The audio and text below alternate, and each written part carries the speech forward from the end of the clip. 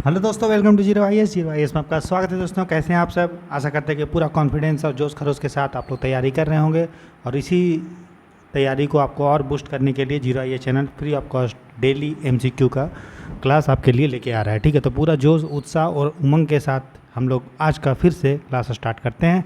ठीक है, ये हमारा क्लास जो होगा दोस्तों, इसमें हम लोग इंग्लिश का एमसीक्यू करेंगे, टोटल 39 से 40 एमसीक्यू। ठीक है, एक्सप्लेनेशन के साथ और पीडीएफ के साथ आपको हम लोग डिस्कस करेंगे। ये हमारा क्लास नंबर 4 है। डेली हम लोग का क्लास हो रहा है। क्लास 15 सितंबर से स्टार्ट हुआ था। हम लोगों ने इंडस्ट्रियल रिलेशंस के क्वेश्चंस को देखा, लेबर लॉ के क्वेश्चन को देखा, सोशल सिक्योरिटी के क्वेश्चन को देखा। ठीक है, हम लोगों ने इंग्लिश के पहले क्वेश्चन को देखा। आज हम लोग पूरे का क्लास में इंग्लिश का क्वेश्चन करेंगे। ठीक है, और कल जो है हम लोग आपको इकोनॉमी का क्वेश्चन आपको करवाएंगे। तो ऐसे थोड़ा थोड़ा करते करते आप देखिएगा पूरा सिलेबस आपका धीरे धीरे खत्म हो जाएगा। ठीक है, बस आपका काम ये है कि जो भी पीडीएफ आपको दिया जा रहा है उसको आप मल्टीपल टाइम्स पढ़िए और वो चीज़ों को याद कर लीजिए। हमारा पूरा फोकस है कि इस एग्ज़ाम के पहले तक, ठीक है, 30 से आपको नवंबर का एग्ज़ाम है, 30 नवंबर को, उसके पहले तक आपका आराम से सिलेबस पूरा हम लोग कंप्लीट करवा देंगे। ठीक है, तो स्टार्ट करते हैं दोस्तों आज का क्लास। इस क्लास को प्रेजेंट कर रहा हूँ मैं, मेरा नाम राहुल बरनवाल है और ये मेरे बारे में ब्रीफ इंट्रोडक्शन है। तो लेट्स स्टार्ट द क्लास। तो फर्स्ट क्वेश्चन लेते हैं। ठीक है, मैंने आपको बताया था इंग्लिश में क्या क्या टॉपिक आपको पढ़ना है। इंग्लिश में आपको पढ़ना है एरर, गलती, जो एरर्स आता है क्वेश्चन में, जो ठीक है, जो हम आगे देखेंगे। तो हमने आपको कल बताया था एरर जो क्वेश्चन आता है वो आपका पार्ट्स ऑफ स्पीच से आता है या फिर सब्जेक्ट वर्ब एग्रीमेंट, टेंस और मॉडल से आता है। ठीक है, दूसरा जो आपको टॉपिक इंग्लिश में पढ़ना होता है वो है सिनोनिम, एंटोनिम, जो हमने आपको पढ़ाया है। फ्रेजल वर्ब्स आता है वो जो हमने पढ़ाया है, इडियम्स एंड फ्रेजेस पढ़ाया है और क्वेश्चन टैग वो हमने पढ़ाया है। ठीक है, बाकी चीज़ें कहाँ से करनी है उसका प्लेलिस्ट जो है हम आपको इस वीडियो के कमेंट सेक्शन में दे देंगे, उसके आप वहाँ वो चीज़ कर लीजिएगा। ठीक है, चलिए स्टार्ट करते हैं आज का क्लास।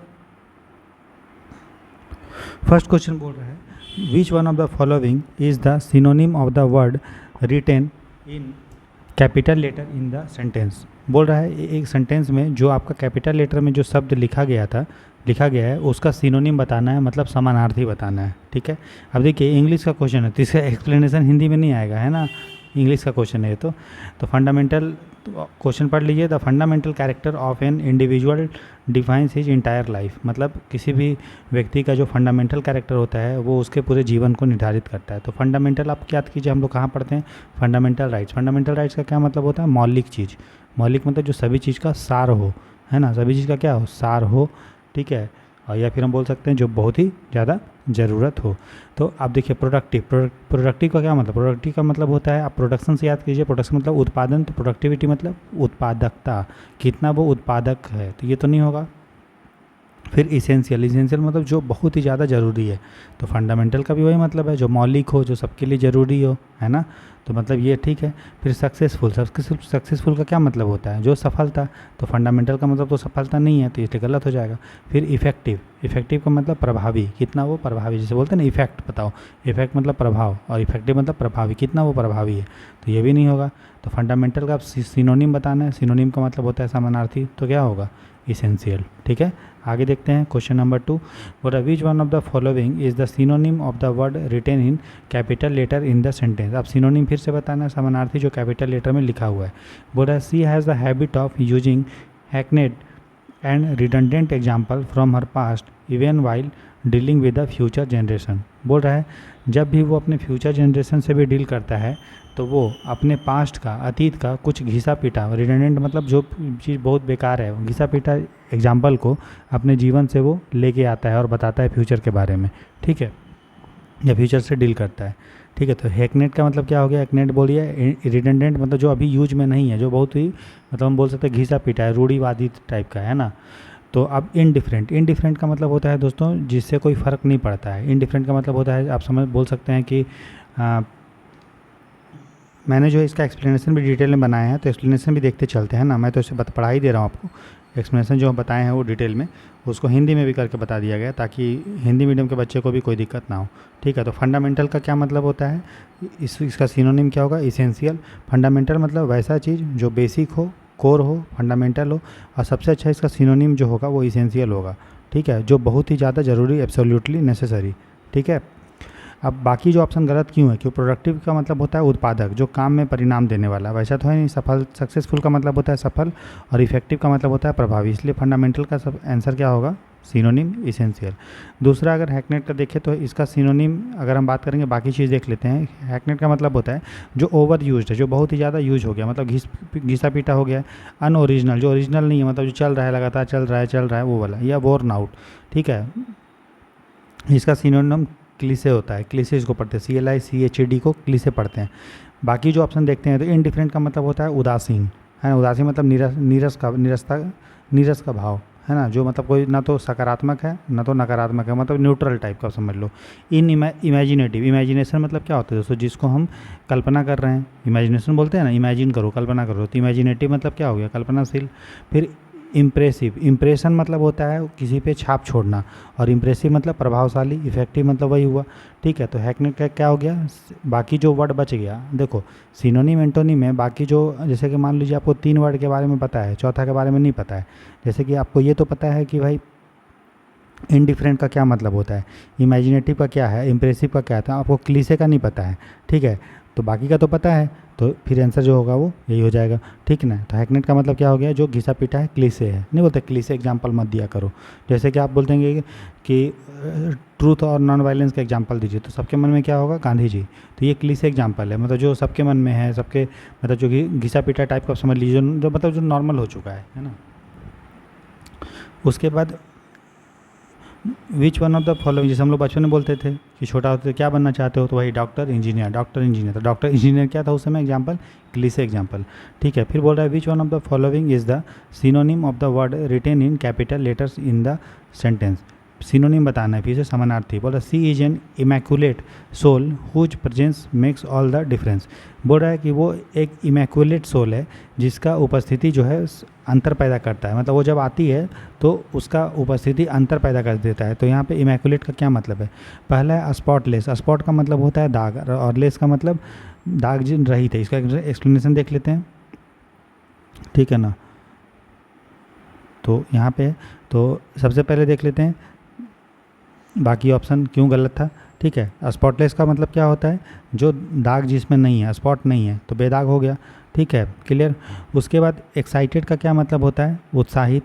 एक्स्ट्राऑर्डिनरी का मतलब असाधारण, और अनपैरेलल्ड जो पैरेलल नहीं है, पैरेलल मतलब जो बराबर है, अनपैरेलल मतलब जो बराबर नहीं है। तो इमैकुलेट का जो मतलब होता है दोस्तों, वो होता है स्पॉटलेस, बेदाग, निर्दोष, बेदाग, एकदम साफ़ सुथरा, ठीक है, परफेक्टली क्लीन, ठीक है।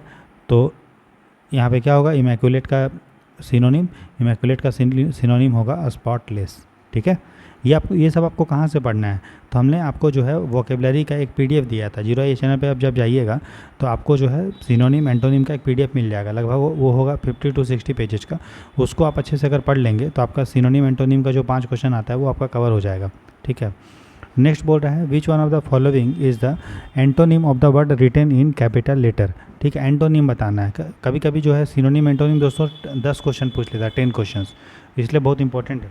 इंग्लिश से टोटल EPFO में जो क्वेश्चन आते हैं वो 20 आते हैं, 20 क्वेश्चन EPFO में टोटल क्वेश्चन आते हैं 120, उसमें से 20 क्वेश्चन इंग्लिश का आता है। सोचिए कितना वेटेज है ना, 1/6 वेटेज है, मतलब 16.66%, ठीक है। तो बोल रहा है कि एंटोनिम बताना है हमको जो कैपिटल में लिखा हुआ है। बोल रहा है there is a great deal of enmity, ठीक है।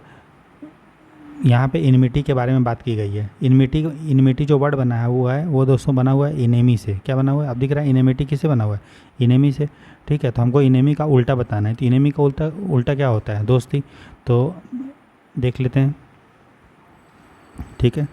तो यहाँ देखिए इनमिटी का मतलब होता है हैट्रेड, नफ़रत, है ना, या हॉस्टिलिटी, दुश्मनी का भाव, उसको इनमिटी बोलती है। इसका ठीक उल्टा क्या होगा, दोस्ती, ठीक है। तो कॉपरेशन का क्या मतलब होता है, सहयोग। सेम तो हो रहा है, हाँ चलो भाई, दुश्मनी है तो उससे अच्छा होगा सहयोग। लेकिन और भी बाकी ऑप्शन अगर हम देखेंगे तो एक ऑप्शन में है तुम्हारा आपका एमिटी, और एमिटी मतलब होता है ज़्यादा ही दोस्ती, मतलब मित्रता या सौहार्द। तो हमको ऑप्शन में अगर मान लो 2 ऑप्शन है, दोनों सेम जैसा लग रहा है और एक ज़्यादा अगर है तो जो सबसे बेस्ट फिट कर रहा है उसको चुनेंगे, ठीक है। तो इनमिटी जो मतलब दुश्मनी होता है, वैमनस्यता का भाव, बैर भाव, और एमिटी का मतलब होता है मित्रता और सौहार्द, ठीक है, क्लियर। और कोऑपरेशन भी मतलब ठीक है सहयोग, लेकिन अगर मान लीजिए एमिटी नहीं होता तो बाकी अगर होता तो फिर हम उसको एमिटी को नहीं होता तो हम लोग कोऑपरेशन को चुनते, ठीक है। तो यहाँ पे देखिए, तो एमिटी मतलब हो गया, दोनों सेम है लेकिन एमिटी ज़्यादा अच्छा शब्द है। और डिस्प्यूट का मतलब क्या होता है? विवाद, है ना, जैसे अब हम लोग बोलते हैं इंडस वाटर डिस्प्यूट, है ना, तो वो सब है बाउंड्री डिस्प्यूट। हॉस्टाइलिटी मतलब भी दुश्मनी होता है। तो आप देखिए, जो अगर पूछता कि इनमिटी का क्या अच्छा वर्ड है, ठीक है, तो हॉस्टिलिटी भी सिनोनिम उसका होता और डिस्प्यूट भी होता, लेकिन ज़्यादा अच्छा क्या होता? हॉस्टिलिटी। अगर सिनोनिम पूछता, समानार्थी पूछता तब। यहाँ पे एंटोनिम पूछा है, तो सबसे अच्छा एंटोनिम क्या है? एमिटी है। आगे देखते हैं, बोल रहा है which one of the following is the antonym. फिर यहाँ से एंटोनिम, एंटोनिम का मतलब होता है उल्टा, opposite. She was reluctant to sell her car.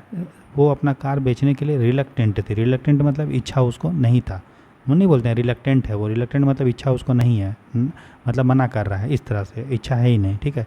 तो रिलक्टेंट का उल्टा क्या होगा? इच्छा होना, है ना, जो, ठीक है, क्यूरियस होना। रिलक्टेंट होना क्या उल्टा क्या हो जाए? क्यूरियस होना, ठीक है। तो रिलक्टेंट का मतलब होता है इच्छा नहीं होना, ठीक है, अनिच्छा होना, हिचकिचाने वाला, ठीक है। तो इसका मतलब क्या होगा? जो इच्छुक होगा, है ना। तो इसका ईगर, तो अलग अलग वर्ड है। तो ईगर का मतलब होता है उत्सुक होना या इच्छुक होना, ठीक है ना। अच्छा, अब देखिए, इंथुसियास्टिक का मतलब भी वही होता है, ठीक है। तो अब यहाँ देखिए, ऑप्शन देखिए, एनसीएस। एनसीएस का मतलब नहीं बोलते एंजाइटी, एंजाइटी से एनसीएस बना हुआ है। एंजाइटी का मतलब क्या होता है? जो चिंता हो, तो ये तो नहीं मतलब है। हैप्पी मतलब खुश, तो ये कोई मतलब नहीं निकल रहा है यहाँ पे, ठीक है। ईगर, ईगर का मतलब नहीं बोलते ईगरली वेटिंग, जैसे आप किसी का वेट करते हो तो ईगरली वेटिंग, है ना, तो ये सही होगा। अनविलिंग, विल का मतलब होता है इच्छा होना, है ना, और अन लग गया तो अपोजिट हो गया, मतलब इच्छा नहीं होना। तो अगर पूछता है हमको रिलक्टेंट का सिनोनिम, तो हम अनविलिंग करते हैं, लेकिन यहाँ पे एंटोनिम पूछा है, उल्टा पूछा है, तो रिलक्टेंट का उल्टा क्या हो? रिलक्टेंट मतलब अनिच्छा होना, इच्छा नहीं होना, तो उसका उल्टा इच्छा होना, क्यूरियस होना। तो आंसर क्या होगा? 5 का सी, ठीक है। आगे देखते हैं, क्वेश्चन नंबर 6 बोल रहा है which one of the following is the antonym of the word written in capital letters in the sentence, ठीक है। I can not comply with the queer regulation of your land. मतलब मैं जो है तुम्हारा ज़मीन के जो क्वीर रेगुलेशन है, क्वीर विनियमन है, उससे जो है कंप्लाई, उसको मैं मान नहीं सकता हूँ, उसे कंप्लाई मैं नहीं कर सकता हूँ, यही मतलब है, ठीक है ना। अब यहाँ पे क्वीर का एंटोनिम पूछा है, एंटोनिम, तो हम बाकी का देख लेते हैं। जैसे अस्ट्रेंज, अस्ट्रेंज का मतलब होता है जो विचित्र हो। अस्ट्रेंज का मतलब क्या होता है? जो नहीं बोलता अस्ट्रेंज पर्सन है, मतलब विचित्र, ठीक है। उसके बाद है निम्बल, ठीक है। क्या है वर्ड? निम्बल। तो निम्बल का मतलब होता है दोस्तों जो तेज़ी से मूव करे, फास्ट मूव करे, जो जिसका दिमाग जो है तेज़ हो, ठीक है। उसका एवरीडे का मतलब आपको पता है प्रतिदिन, और कस्टमरी मतलब जो कस्टम में चल रहा है, प्रथा से चलते आ रहा है, ठीक है। अब देखो, क्वीर रेगुलेशन से कंप्लाई नहीं कर सकता, मतलब क्वीर मतलब क्या होगा? अब अगर ऑप्शन से आपको क्या पता चला? क्वीर मतलब हो सकता है कुछ, क्या होगा?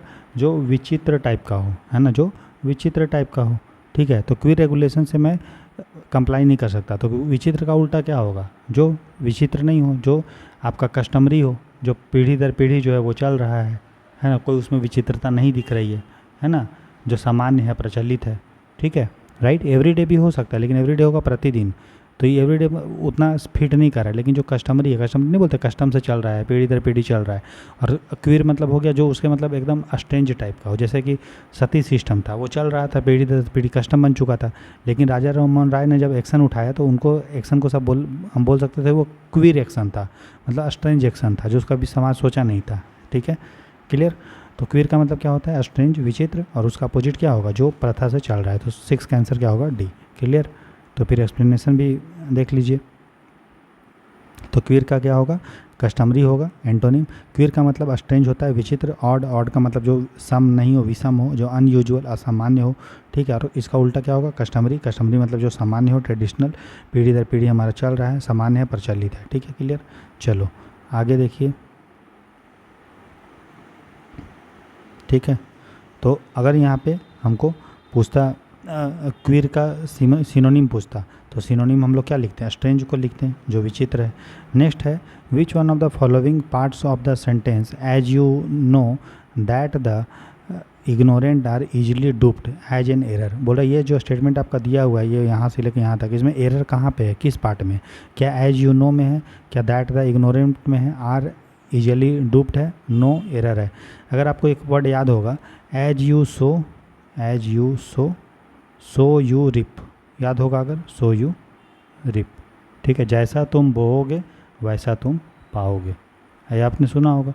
तो एज जब हम लोग यूज करते हैं दोस्तों, तब हम लोग दैट यूज नहीं करते हैं, ठीक है। जब भी हम लोग एज यूज करते हैं तब दैट का प्रयोग नहीं किया जाता है। हम लोग यह यूज करेंगे as you sow comma so you reap, या फिर एज यू सो कॉमा दे दीजिए, कॉमा, या तो अगर सो लिखना है तो कॉमा मत दीजिए, अगर कॉमा देना चाहते हैं तो सो को हटा के कॉमा दीजिए, as you sow comma you reap, ठीक है। लेकिन दैट का प्रयोग नहीं होता है, ठीक है। तो जब भी एज का प्रयोग होगा उसमें दैट का प्रयोग नहीं होता है। इस सेंटेंस का मतलब हो गया कि एज यू नो, जैसा आप जानते हैं, that the ignorant are easily duped, कि जो अज्ञानी होते हैं उसको आसानी से धोखा दिया जा सकता है। इग्नोरेंट मतलब अज्ञानी, जिसको ज्ञान नहीं है, इग्नोरेंट है, अज्ञान है, उसको डुप मतलब होता है ठग लेना, उसको ठगा जा सकता है। तो इसीलिए जब हम एज यूज करते हैं तो याद रखिएगा उसके साथ दैट का प्रयोग नहीं होता है। हम लोग यूज करेंगे एज यू नो, एज, ठीक है, as you know comma the ignorant are easily duped, या फिर as you know as the ignorant are, है ना, so the ignorant are easily duped, इस टाइप से। क्लियर है सबको? इसलिए एज से कैसा दैट का प्रयोग नहीं होता है। तो इसमें जो गलती है वो कहाँ पे गलती लिखा हुआ है बताइए?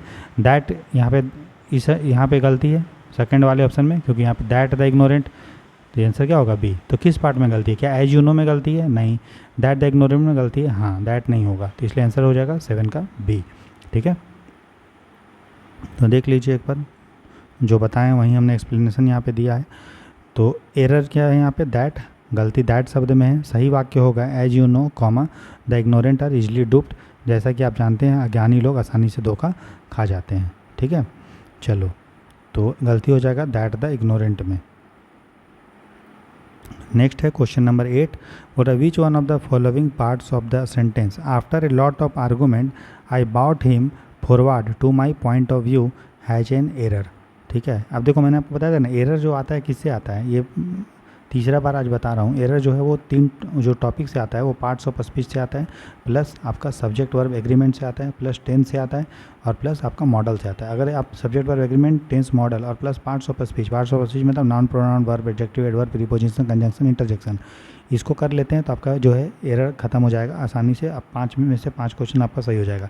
लेकिन करेंगे कहाँ से? तो इसके लिए हम आपको इस चैनल के ये जो वीडियो है आज का क्लास है, उसके कमेंट सेक्शन में हम प्लेलिस्ट डाल देंगे इंग्लिश का, उसको आप कर लीजिएगा, ठीक है। जहाँ से हमने अपने प्रिपरेशन के समय किया था एरर का, वहाँ से आप कर लीजिएगा, हम आपको प्लेलिस्ट दे देंगे, ठीक है। और बाकी जो चीज़ें हैं जैसे वोकेबलरी जो है, सिनोनिम, एंटोनिम और फ्रेजल वर्ब्स है, इडियम्स एंड फ्रेजेस और क्वेश्चन टैग जो है, ये सब हमने खुद पढ़ा है। तो वहाँ से आपको वो भी प्लेलिस्ट हम दे देंगे इस वीडियो के कमेंट सेक्शन में, ठीक है। तो अब बोल रहा है कि इसमें कहाँ पे गलती है? बोला after lot of argument I brought him forward to my point of view. बोला बहुत सारे आर्गूमेंट के बाद मैंने उसको अपने पक्ष में खींच लिया, अपने पक्ष में उसको शामिल कर लिया, ठीक है। अब देखो, अगर आप इसको पढ़ेंगे तो ब्राउट हिम फॉरवर्ड नहीं होता है, ठीक है ना, ब्राउट हिम फॉरवर्ड अब नहीं होता है, ठीक है। इसका होगा ब्राउट हिम अराउंड, ठीक है, ब्राउट हिम अराउंड, ठीक है। ये जो है आपका फ्रेजल वर्ब्स है, ठीक है ना। ब्राउट हिम अराउंड जो है वो क्या है? फ्रेजल वर्ब्स है, ठीक है, जो हमने आपको पढ़ा है। तो ब्राउट हिम अराउंड, तो ब्राउट हिम अराउंड का मतलब होता है उसको अपने तरफ शामिल कर लेना, ठीक है। ब्राउट हिम फॉरवर्ड मतलब नहीं होगा ब्राउट हिम, ठीक है। ब्राउट हिम फॉरवर्ड गलत वर्ड है, ब्राउट हिम फॉरवर्ड, ठीक है। यहाँ पे ब्राउट हिम फॉरवर्ड क्या है? गलत वर्ड है। यहाँ पे क्या होगा दोस्तों? यहाँ होगा ब्राउट हिम अराउंड या फिर ब्राउट हिम अराउंड। इसलिए गलती कहाँ पे है? गलती है ब्राउट हिम फॉरवर्ड में। तो आंसर क्या होगा इसका? 8 का बी होगा, ठीक है। क्लियर है? ये फ्रेजल वर्ब्स का आपको गलती दिया था इसमें। और फ्रेजल वर्ब्स आपके सिलेबस में पढ़ना जो हमने आपको पढ़ा है। तो रॉन्ग फ्रेज यूज किया गया है ब्राउट हिम फॉरवर्ड, ठीक है। करेक्ट होगा इसमें ब्राउट हिम राउंड या फिर ब्राउट हिम अराउंड। इसका मतलब होता है परसुएट करना, किसी को अपने पक्ष में शामिल करना, ठीक है। तब स्टेटमेंट बनेगा after a lot of argument, ठीक है, I brought him round to my point of view. बहस के बाद मैंने उसे अपनी राय से सहमत कर लिया। तो गलती कहाँ था? ब्राउट हिम फॉरवर्ड में। और ब्राउट हिम फॉरवर्ड नहीं होता है, ब्राउट हिम राउंड या फिर अराउंड होता है, ठीक है। आगे देखो, बोल रहा है which one of the following parts of a sentence, फिर से गलती वाला क्वेश्चन है। बोला don't ask him how he is because if he starts talking about his health you will never get of from him, ठीक है। मतलब मत पूछो उससे कि कैसे है वह, कैसा है वह, क्योंकि अगर वो अपने स्वास्थ्य के बारे में बोलने लगेगा, ठीक है, तो तुम बच नहीं पाओगे। बहुत लोग का होता है ना कि आप उससे पूछे कैसा है तो पूरा कहानी बताएगा, भाई ये चल रहा है जीवन में, वो चल रहा है, तुम पागल, आप पगला जाइएगा, छुटकारा उसे नहीं पा पाइएगा। ठीक है, ठीक है। तो डोंट आस्क हिम, ये तो सही है, डोंट आस्क हिम, मत पूछो उससे हाउ ही इज, कैसा है वह, बिकॉज, क्योंकि, इफ़ ही स्टार्ट्स टॉकिंग, ठीक है, क्योंकि वह अगर बोलना चालू कर देता है अबाउट हिज हेल्थ। अब जब एरर वाला क्वेश्चन आता है तो आप इसको ऐसे भी बना सकते हैं। मान लीजिए आपको एग्जैक्ट नहीं पता है कौन से पार्ट में गलती है, अब थोड़ा थोड़ा करके उसको पढ़ेंगे तो आपको पता चल जाएगा। जैसे डोंट आस्क हिम, कोई इसमें गलती है नहीं, हम लोग बोलते हैं don't ask him, don't play, how he is, ये भी सही है। Because if he starts talking, इसमें भी सही है, इफ़ के बाद ही यूज किया गया, ही के बाद वर्ब के साथ एस या ई एस यूज किया गया है। टॉकिंग अबाउट हिज हेल्थ, ये भी ठीक है। यू विल नेवर, ये भी ठीक है, तुम कभी भी नहीं। गेट ऑफ फ्रॉम हिम, अब देखो यहाँ के गेट ऑफ है, ठीक है, तो गेट ऑफ दोस्तों कुछ नहीं होता है, ठीक है, राइट, गेट ऑफ कुछ नहीं होता, गेट अवे लिखोगे, हम नहीं बोलते गेट अवे, गेट अवे मतलब छुटकारा पाना, ठीक है, गेट ऑफ नहीं होता है कुछ, क्या होता है गेट अवे, ठीक है। तो जो ऑफ है, ऑफ यूज नहीं करेंगे, अवे यूज करेंगे, तो गेट अवे फ्रेजल वर्ब्स है जिसके बारे में ऑलरेडी हमने आपको पढ़ाया है। और फिर जब आप प्रीपोजिशन पढ़ेंगे जो हम आपको प्लेलिस्ट दे देंगे, तो उसमें गेट अवे, गेट के साथ अवे प्रीपोजिशन यूज करने पे उसका मतलब हो जाता है कि छुटकारा पाना, ठीक है। तो गलती कहाँ पे है, गलती है आपका गेट ऑफ फ्रॉम हिम में, तो 9 का आंसर क्या होगा सी, ठीक है, देख लीजिए डिटेल में, ठीक है। डरना नहीं है कि सर ये सब हमको नहीं आ रहा है, आप एक बार अच्छे से जब इंग्लिश पढ़ लेंगे जो हम आपको प्लेलिस्ट दे देंगे तो आपको बहुत अच्छा हो जाएगा, ठीक है। अभी कल तो आपका पेपर है नहीं, इसलिए डरना वरना नहीं है, अभी से लेकर आपका पेपर जो है 2.5 महीना बाद है, ठीक है, तो अभी बहुत समय है, इसलिए घबराना नहीं है, आपको अच्छे से पढ़ते रहना है, समय समय करते करते आपका इंग्लिश स्ट्रांग हो जाएगा, इससे डरना नहीं है। डेली हम आपको लिए 10-15 क्वेश्चन इंग्लिश का देंगे ताकि उस पर आपको कमांड हो जाए। इंग्लिश से 20 क्वेश्चन आता है दोस्तों, 20 क्वेश्चन बहुत होता है, ठीक है, और इंग्लिश एक दिन का चीज़ नहीं है, थोड़ा थोड़ा करते रहिएगा तो कमांड हो जाएगा। नेक्स्ट तो यही इसमें देखिए क्या है, don't ask him how is, you will never get of from him, ठीक है, तो होगा क्या गेट अवे, आप उससे छुटकारा नहीं पा सकेंगे, ठीक है, तो ये आपका सही है। चलो नेक्स्ट देखते हैं। नेक्स्ट क्वेश्चन है क्वेश्चन नंबर 10, बोल रहा है which one of the following words can be used as a substitute for the phrase. तो बोल रहा है कि ये जो आपको फ्रेज दिया हुआ है उसके जगह क्या आप यूज करोगे, तो जिसका पूरा मतलब बता देगा। हम लोग बोलते हैं ना अनेक शब्दों के लिए एक शब्द, हिंदी में बोलते हैं अनेक शब्दों के लिए एक शब्द, जैसे कि जिसके सिर पे चंद्रमा है तो क्या हम लोग बोलेंगे चंद्रशेखर। तो उसी तरह से ये जो आपको बड़ा सा लिखा गया है उसका चारों वर्ड शब्दों में से कौन सा उसको अच्छे से बताएगा, ठीक है। जैसे a nursery where children of working parents are cared for while their parents are at work, और एक ऐसा जगह जहाँ पे उनके बच्चों का देखभाल ऐसा जगह where children of working parent, working parent मतलब जिसके माँ बाप काम कर रहे हैं उसके बच्चे को जहाँ पे केयर किया जाता है for while their parents are working, are they at work, मतलब पेरेंट काम कर रहे हैं लेकिन अपने बच्चे को वो किसी जगह पे रख दिए हैं, वहाँ पे उस बच्चे का देखभाल किया जा रहा है, और जब पेरेंट जब वापस जाएंगे काम करके तो वो फिर बच्चे को वहाँ से ले जाएंगे, तो उस जगह को हम लोग क्या बोलते हैं। फिर है पहला है स्क्यूलर, ठीक है, तो स्क्यूलर का मतलब होता है दोस्तों, आपने पढ़ा स्क्यूबा डाइविंग, मतलब स्क्यूलर मतलब समझ लीजिए जो नाव को चलाता है उसको हम स्क्यूलर बोल सकते हैं, जो नाव को खिवाता है, तो ये नहीं होगा। फिर क्रेच के बारे में हम ऑलरेडी हमने आपको पहले भी पढ़ाया था है ना, फैक्ट्री एक्ट ये सब में, बाकी हम लोग डिस्कस किए थे मैटरनिटी बेनिफिट। क्रेच का मतलब क्या होता है, इसी को तो बोलते हैं शिशुगृह, जहाँ पे वर्किंग पेरेंट अपने बच्चों को वहाँ छोड़ देते हैं और वहाँ पे डॉक्टर रहते हैं, वहाँ पे नर्स होती है, वो उसको केयर करते हैं, ठीक है, तो यही होगा इसका आंसर। बाकी भी देख लिया, डॉर्मेट्री तो सब आपको जानते ही हैं, बहुत सारे लोग एग्जाम देने हम लोग जाते हैं तो कहाँ रुकते हैं डॉर्मेट्री में। डॉर्मेट्री में क्या होता है, एक बहुत बड़ा रूम होता है, वहाँ पे बेड लगा होता है, वहाँ पे आप पैसा दीजिए और वहाँ पे पर बेड के हिसाब से आप वहाँ पे रह सकते हैं। आश्रम हम लोग इसको बोल सकते हैं कि रेस्ट रूम टाइप का, जहाँ पे आप आराम गृह बोल सकते हैं। रिफैक्ट्री क्या होता है जानते हैं, रिफैक्ट्री का मतलब होता है ऐसा जगह जहाँ पे हम लोग बैठ के खाना खाते हैं, है ना, स्कूल में मेस में आप समझ लीजिए भोजन कक्ष, कैंटीन टाइप का, उसको रिफैक्ट्री बोला जाता है। तो ये भी नहीं है, ये भी नहीं, आंसर क्या हो जाएगा 10 का बी, ठीक है, क्लियर है। तो आप देख लो, तो करेक्ट वर्ड जो होगा, ठीक है, नर्सरी जहाँ पे बच्चों को रखा जाता है वर्किंग पेरेंट का, उसको हम लोग बोलते हैं क्रेच, उसको डे केयर रूम भी बोलते हैं, बाल देखभाल केंद्र भी बोलते हैं, या फिर उसको हम लोग शिशु गृह भी बोलते हैं, कामकाजी माता पिता जहाँ बच्चों को छोड़कर देते हैं उस जगह को क्रेच बोलते हैं, ठीक है। नेक्स्ट देखिए क्वेश्चन नंबर 11, बोल रहा which one of the following words can be used as a substitute for the phrase that which can not be taken by force, जिसको बलपूर्वक नहीं लिया जा सकता है, मतलब बलपूर्वक जिसको जीता नहीं जा सकता। लिया मतलब क्या होगा, जिसको बलपूर्वक कंट्रोल नहीं कर सकते हो, जीत नहीं सकते, उसको क्या बोलोगे। जैसे इम्पॉसिबल, इम्पॉसिबल का तो मतलब ये हुआ ना कि जो पॉसिबल नहीं है। इम्पॉसिबल का क्या मतलब हुआ, इम्पॉसिबल मतलब जो पॉसिबल नहीं है, संभव नहीं है। तो बलपूर्वक तो यहाँ पे मतलब इम्पॉसिबल का मतलब वो हुआ जो चीज़ हो ही नहीं सकता है, तो बल से तो वो रिलेटेड नहीं है, तो ये गलत हो जाएगा। इम्प्रोबेबल, प्रोबेबल मतलब होता है जो प्रोबेबिलिटी जिसका है, संभावना है होने का। इम्प्रोबेबल मतलब जिसका संभावना है ही नहीं।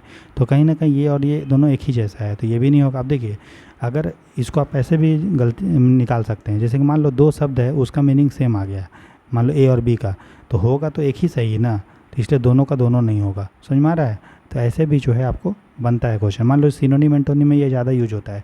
मान लो दो वर्ड है, दोनों का मतलब मोटा मोटी सेम टाइप का निकल रहा है, सेम, पूरा एग्जैक्ट सेम, ठीक है।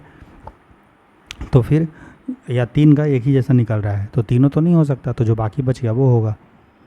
क्लियर है। तो इस तरह से भी सिनोनिम एंटोनिम का क्वेश्चन बनाया जाता है। इस तरह से क्या, ऐसे ही बनाया जाता है ना। तो ये हो गया। उसके बाद नेक्स्ट जो है स्टेटमेंट वो है इम्पेकेबल। इम्पेकेबल मतलब जो, जिसको दोस्तों हम बोल सकते हैं कि जो जिस पे कोई दाग नहीं है। जैसे हम बोल सकते हैं कि जो अशोक खेमका हैं वो मैन ऑफ इम्पेकेबल इंटीग्रिटी है, मतलब ऐसा सत्यनिष्ठता का वो एग्जाम्पल है जो बेदाग है, जिस पे कोई दाग नहीं है।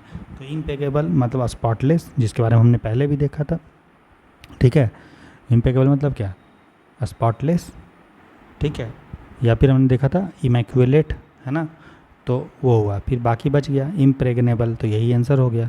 देखो बाकी आपको नहीं पता था, लेकिन ये पता था कि तीनों नहीं हो सकता, तो जो बच गया वही होगा, ठीक है। तो इम्प्रेग्नेबल मतलब होता है जिस पे हम लोग, जिसको भेदा नहीं जा सकता, जिस पे जीता नहीं जा सकता, ठीक है। तो देख लेते हैं। तो जिसको बलपूर्वक नहीं जीता जा सकता उसको हम लोग बोलते हैं अजय या अभेद्य। सिनोनिम इसका है इम्प्रेग्नेबल। बाकी इम्पॉसिबल का असंभव होता है, इम्प्रोबेबल भी असंभाव्य, जिसकी संभावना नहीं है होने की। और इम्पेकेबल मतलब निर्दोष। निर्दोष मतलब जिस पे कोई दोष ना हो, दोष मतलब जिस पे कोई दाग नहीं हो, मतलब बेदाग हो, स्पॉटलेस हो, ठीक है, इमैकुलेट हो। नेक्स्ट देखते हैं क्वेश्चन नंबर 12। बोल रहा है which one of the following is the appropriate question tag in the sentence, ठीक है। आप क्वेश्चन टैग बनाए, क्वेश्चन टैग मैंने आपको डिटेल में अच्छे से पढ़ाया है, ठीक है, 30-40 मिनट में आप देख लीजिएगा। क्वेश्चन टैग से एक दो क्वेश्चन हर साल पूछता है दोस्तों, ठीक है। बोल रहा है टेक ए सीट, सीट अपना ले लो, ठीक है। तो इसका क्या होगा बताओ। ये टेक ए सीट मतलब ये या तो रिक्वेस्ट कर रहा है, उसको रिक्वेस्ट ही कर रहा है, आप सीट बैठिए, बैठ जाइए। तो ये एक तरह का इम्पेरेटिव है, ठीक है। और जब इम्पेरेटिव होता है तो हमने आपको बताया था इसमें हम क्या यूज करते हैं, हम लोग यूज करते हैं विल नॉट यू, ठीक है, वॉन्ट यू, ठीक है ना। जब हमको आदेश देना होता है या रिक्वेस्ट करना होता है तो हम लोग यूज करते हैं वॉन्ट यू, ठीक है। यह मैंने आपको बताया था वॉन्ट यू। आंसर क्या हो जाएगा 12 का सी होगा, ठीक है। और चूँकि ये पॉजिटिव स्टेटमेंट है तो इसीलिए क्वेश्चन टैग जो होगा वो नेगेटिव होगा, ठीक है। नहीं तो हम लोग वुड यू करते हैं, अगर लिखते take do not take a seat तो हम लोग करते वुड यू, मतलब अगर पॉजिटिव होता तो। लेकिन यहाँ चूँकि नेगेटिव पॉजिटिव स्टेटमेंट है इसलिए नेगेटिव क्वेश्चन टैग होता है, ठीक है। तो आप ऐसे ही इसको ऐसे डी वाले तो ऐसे ही हट जाता है, क्योंकि देखो पॉजिटिव स्टेटमेंट है इसलिए क्वेश्चन टैग नेगेटिव नहीं हो सकता, तो डी तो नहीं होगा। बाकी आप देख लीजिए कैन नॉट भी यूज होता है, लेकिन ज़्यादातर हम लोग जब रिक्वेस्ट करते हैं तो विल नॉट यू और शॉर्ट में इसको वॉन्ट यू बोलते हैं, ठीक है। देख लीजिए डिटेल में एक्सप्लेनेशन। तो चूँकि ये इम्पेरेटिव सेंटेंस है जिसमें रिक्वेस्ट या फिर इनवाइट करते हैं तो उसमें हम लोग वॉन्ट यू यूज करते हैं पोलाइट रिक्वेस्ट के लिए, ठीक है। क्लियर। जैसे आप बैठ जाइए तो इसका क्वेश्चन टैग क्या बनेगा, क्या आप नहीं, है ना। और पॉजिटिव स्टेटमेंट है तो इसलिए क्वेश्चन टैग में नॉट लगा। नेक्स्ट है क्वेश्चन नंबर 13। बोल रहा है which one of the following is the appropriate question tag in the sentence. फिर से क्वेश्चन टैग का क्वेश्चन है। बोल रहा है any one can make mistake, कोई भी व्यक्ति मिस्टेक बना सकता है।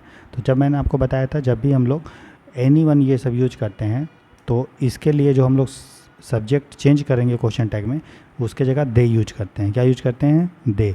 और चूँकि एनी वन है तो क्वेश्चन टैग जो बनेगा वो नॉट आएगा, ठीक है ना। और कैन है तो कैन नॉट हो गया, लेकिन कैन नॉट एनी वन नहीं लिखेंगे, क्या लिखते हैं कैन नॉट दे। ये सब मैंने आपको पढ़ाया है क्वेश्चन टैग में, तो डिटेल में पढ़िएगा, ठीक है। क्लियर है ना।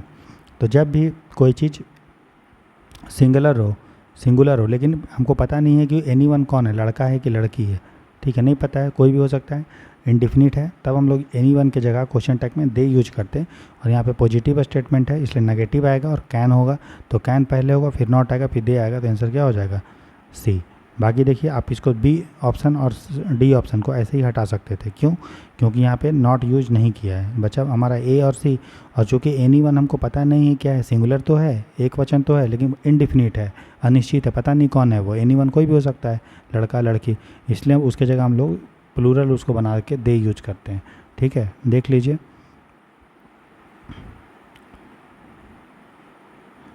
तो सब्जेक्ट क्या है? एनीवन है, सिंगुलर है, एक वचन है, लेकिन इनडिफिनिट है, अनिश्चित है, इसलिए इसका जो क्वेश्चन टैग प्रोनाउन यूज करेंगे और एनीवन की जगह दे यूज करेंगे, तो आंसर हो जाएगा कांट दे। ठीक है, और चूँकि पॉजिटिव स्टेटमेंट है तो क्वेश्चन जो टैग होगा वो आपका नेगेटिव हुआ। नेक्स्ट देखते हैं क्वेश्चन नंबर 14। बोला which one of the following phrasal verbs may be used in blank space in the sentence. कौन से फ्रेजल वर्ब्स को आप ब्लैंक स्पेस में यूज करोगे? अब ये फ्रेजल वर्ब्स का क्वेश्चन है। बोला he is fond of art and seems. Fond of मतलब होता है वो उसको पसंद है, तो वो उसको आर्ट पसंद है, एंड सिम्स, अब यहाँ पे सूट का यूज करना, seems suited to be an artist, मतलब उसको आर्ट, चूँकि कला से उसको पसंद है इसीलिए वो आर्टिस्ट बनने के लिए सूट है। ठीक है, सूटेड। ठीक है, राइट। अब यहाँ पे आप क्या यूज करोगे? ठीक है, क्लियर। फिट आउट, क्या फिट आउट यूज करोगे? Fit out to be an artist, या ब्रिंग आउट, या फिर कट आउट, या सूट आउट। ठीक है, तो अभी आपको लगेगा क्या सूट होगा या फिट होगा, लेकिन फ्रेजल वर्ब जो आप पढ़ोगे, क्योंकि फ्रेजल वर्ब मैंने आपको बताया था, वर्ब के बाद अगर हमारा प्रीपोजिशन ये सब यूज होता है या कोई वर्ड यूज होता है तो उसको फ्रेजल वर्ब बोलते हैं, और उसका मीनिंग चेंज हो जाता है ना। जैसे सीट अप, या फिर हम ऐसे बोलते हैं ब्रिंग अबाउट। ठीक है, ब्रिंग मतलब लाना, ब्रिंग अबाउट मतलब क्या होता है बताओ? पूरा करना। ब्रिंग अबाउट का मतलब पूरा करना, और ब्रिंग मतलब लाना। तो देखो अबाउट जब लगा तो मीनिंग चेंज हो गया ना। तो उसी तरह से फ्रेजल वर्ब्स को आपको अच्छे से समझना पड़ेगा, मैंने आपको पढ़ाया है। तो यहाँ पे देखो कट आउट का जो मतलब होता है दोस्तों, ठीक है, उसका मतलब होता है योग्य होना या उपयुक्त होना।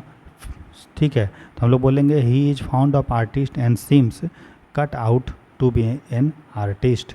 ठीक है, तो इसका जो मतलब निकलेगा फ्रेजल वर्ब्स का यहाँ पे क्या भरेंगे हम लोग? Cut out to be an artist. Answer क्या हो जाएगा? 14 का सी। ठीक है, बाकी अच्छे से आप पढ़ लीजिएगा फ्रेजल वर्ब्स। ठीक है ना। नेक्स्ट है, बोले which one of the following phrasal verbs may be used in blank space. ठीक है, we were happy in the beginning, हम शुरू में खुश थे, but now all the troubles halved, लेकिन बहुत सारा ट्रबल अब अपीयर्ड आ गया, तो इसके जगह हम क्या यूज करेंगे? अपीयर्ड के जगह, है ना, राइट। अब देखो क्रॉप्ड अप का मतलब होता है दोस्तों अचानक आ जाना। सब चीज़ ठीक ठाक चल रहा था, खुश थे, लेकिन सभी समस्या एक साथ अचानक से आ गई। कम आउट मतलब किसी चीज़ से बाहर आना होता है। रस्ट इन मतलब घुसना होता है। ठीक है, तो आंसर क्या हो जाएगा? Cropped up. आप पढ़िएगा जब फ्रेजल वर्ब्स तो आपको डिटेल में जो है वो पता चलेगा। ठीक है, इसलिए अच्छे से फ्रेजल वर्ब्स को एक बार देख लीजिएगा, ज़्यादा नहीं है, 30-40 मिनट का या 1 घंटे का हमने क्लास लिया, बहुत अच्छे से पढ़ाया है। देखिए उसको, सबका प्लेलिस्ट बना हुआ है, और इस क्लास के इस वीडियो के कमेंट सेक्शन में हम लोग उसको डाल देंगे सारा चीज़, है ना। नेक्स्ट है which one of the following phrasal verbs may be used in the blank space in the sentence. Blank space में क्या यूज करोगे? No one knows how it all happened, किसी को नहीं पता यह कैसे हुआ। ठीक है, राइट। तो बोलता है केम अक्रॉस मतलब होता है किसी से मुलाकात टाइप का होना, तो ये तो नहीं होगा। केम अबाउट, हाँ दोस्तों, केम अबाउट का मतलब होता है कम अबाउट का मतलब कि कैसे जो कोई चीज़ घटित हुआ। ठीक है, तो क्या होगा? Came about. केम इनटू नहीं होगा, केम फॉरवर्ड नहीं होगा। ठीक है, तो क्या होगा? Came about. ठीक है ना। देखो वर्ब सब में कम है, लेकिन देखो जब जैसे ही प्रीपोजिशन ये सब चेंज हुआ, अबाउट हुआ, अक्रॉस हुआ, इनटू हुआ, फॉरवर्ड, मीनिंग चेंज हो गया। इसीलिए आपको ध्यान रखना, केम अबाउट का मतलब क्या हो गया? कोई चीज़ कैसे घटित हुआ उसको बोलते हैं कम अबाउट। और चूँकि यहाँ पे हैपेंड है, पास्ट टेंस है, इसलिए हम लोगों ने कम का केम लिखे, केम अबाउट। ठीक है, राइट। डिटेल में भी देख लीजिए, एक्सप्लेनेशन वही है जो हमने आपको बताया है। ठीक है, तो केम अबाउट होगा। केम अबाउट का मतलब होता है कोई चीज़ का घटित होना, हैपन होना, ऑकर होना। ठीक है, चलो आगे देखो। क्वेश्चन नंबर बोल रहा है which one of the following phrasal verbs may be used in the blank space. फिर से वही phrasal verbs, I have to finish, this work before I leave tomorrow morning. कल सुबह जाने से पहले हमको ये काम को फिनिश करना पड़ेगा। अब यहाँ पे फिनिश की जगह आप क्या यूज करोगे, ठीक है। तो अच्छा नीचे है, बोल रहा है क्लीन अप, क्लियर अप, या क्लीन अप, या फिनिश अप, या डू अवे विथ। तो देखो सबका मतलब अलग अलग है ना। अब क्लियर अप का क्या मतलब होता है? क्लियर अप का मतलब होता है दोस्तों साफ़ करना। क्लियर अप का क्या मतलब होता है? साफ़ करना, ठीक है। तो यहाँ पे ये नहीं होगा, क्लियर, समझ में आ रहा है। उसके बाद है क्लीन अप, ठीक है। तो क्लीन अप का मतलब होता है साफ़ सफाई। तो यहाँ पे तो वो भी नहीं मतलब चल रहा है, यहाँ बोल रहा है कि हमको पूरा काम को फिनिश करना है तब हम सुबह जाएंगे, तो ये भी नहीं हुआ। अब है फिनिश अप। तो फिनिश अप का मतलब होता है दोस्तों पूरी तरह से कंप्लीट करना, तो ये होगा, ठीक है। और डू अवे विथ मतलब होता है किसी चीज़ से निपटारा होना, तो वो तो नहीं है भाई, निपट तो नहीं रहे हमको, है ना। डू अवे विथ, ठीक है। तो डू अवे विथ मतलब था किसी से मुक्त हो जाना, तो मुक्त तो नहीं हो रहा है, तो आंसर क्या होगा? फिनिश हो रहा है, कोई चीज़ को ख़त्म किया जा रहा है, तो 17 का आंसर हो जाएगा सही। नेक्स्ट क्वेश्चन देखते हैं, क्वेश्चन नंबर 18। और which one of the following preposition may be used in the blank space in the sentence. यहाँ प्रीपोजिशन यूज करना है, इनमें से कौन सा प्रीपोजिशन यहाँ पे यूज होगा? ही लिव्ड ए हैंड माउथ एग्जिस्टेंस। ये आपको फ्रेजल, ये इडियम्स एंड फ्रेजेज है दोस्तों। मैंने आपको पढ़ाया था हैंड टू माउथ, क्या पढ़ाए थे? Hand to mouth. Hand to mouth का मतलब होता है जैसे तैसे गुजारा करना, ठीक है। Existence surviving on a just a few rupees a week, मतलब वो जैसे तैसे जीवन अपना गुजारा कर रहा है, कुछ एक सप्ताह में कुछ रुपया उसको मिल रहा है, उसी पे सर्वाइव कर रहा है। तो क्या होता है? हैंड टू माउथ, ठीक है। ये फ्रेजल, ये आपका इडियम्स एंड फ्रेजेज है, लोकोक्तियाँ, मुहावरा है, ठीक है। तो हैंड टू माउथ का मतलब होता है जैसे तैसे गुजारा करना, तो आंसर क्या होगा? 2, क्योंकि यहाँ पढ़ने से पता चल रहा है ना कि मान लो बोल रहा है कि एक वीक में कुछ रुपया में वो सर्वाइव कर रहा है, इसका मतलब क्या हुआ? हैंड टू माउथ, जैसे तैसे गुजारा कर रहा है, तो यहाँ पे आंसर हो जाएगा 18 का बी, ठीक है। तो हैंड टू माउथ का क्या मतलब होता है? जैसे तैसे गुजारा करना, ठीक है। तो हैंड टू माउथ का मतलब होता है जैसे तैसे गुजारा करना, ठीक है। ये सब हमने आपको पढ़ाया है, ठीक है। उसके बाद नेक्स्ट देखते हैं क्वेश्चन नंबर 19। बोल रहा है which one of the following can be used as a substitute for the words written in the capital letter. There is no milk meaning to cry over the spilt milk since the matter is over. मतलब कोई मतलब नहीं है कि जो spilt मतलब जो दूध गिर चुका है उसके ऊपर रोने का कोई मतलब नहीं है, क्योंकि मैटर जो है मामला ख़त्म हो चुका है, ठीक है। इसका मतलब क्या हुआ बताइए? क्यों नहीं बोलते हैं कि चलो जो चीज़ बीत गया उस पर रोने की ज़रूरत नहीं है, बेकार का चीज़ है, उससे पछताना करने की ज़रूरत नहीं है। बोलते हैं ना बीत गई रात गई बात गई, चलो भूल जा, छोड़ हटा, जो हुआ सो हुआ, उस पर ऊपर रोने की ज़रूरत नहीं है। वही है, जब दूध गिर गया तो दूध का तो कोई काम है नहीं, वो तो गिर गया, ख़त्म हो चुका, बेकार हो गया, उसको चाट भी नहीं सकते हैं। कुत्ता तो है नहीं कि चाट चाट के खाएंगे, है ना। तो फिर no use of worrying about. अब कुत्ता को भी क्यों चाट के देना है भाई, उसको भी अच्छा अच्छा देंगे दूध, है ना। जो दूध गिर गया वो बेकार हो गया। तो no use of worrying about, या फिर no use of spilling now, या no use of celebration, no use of asking for.